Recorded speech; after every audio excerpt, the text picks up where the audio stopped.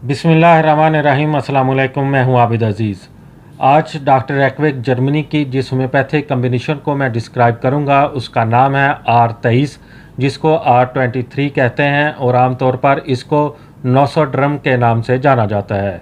R23 की composition में जो एक्टिव सब्सटेंसेस यूज़ किए गए हैं उसमें शामिल है Apis mellifica 30X, arsenicum album 30X, रोस्टॉक्स 30X, sulphur 30X।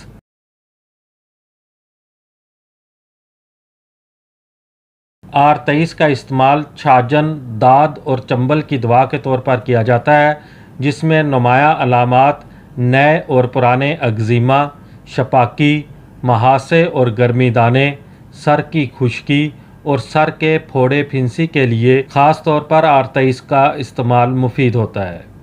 R23 की खुराक का इस्तेमाल कुछ इस तरह से होगा कि 5 से 10 कतरे हर 2 घंटे के वक्फे के साथ, अगर मर्ज़ में शिद्दत है तो मरीज़ को 2 घूंट पानी में हल करके इस्तेमाल करवाए जा सकते हैं, और अगर मर्ज़ में कमी वाक़ई हो रही हो तो फिर 10 कतरे दिन में 3 बार 2 घूंट पानी में हल करके मरीज़ को इस्तेमाल करवाने चाहिए। R23 आपको बाज़ार से 22 ml की पैकिंग में बआसानी दस्तयाब हो सकता है।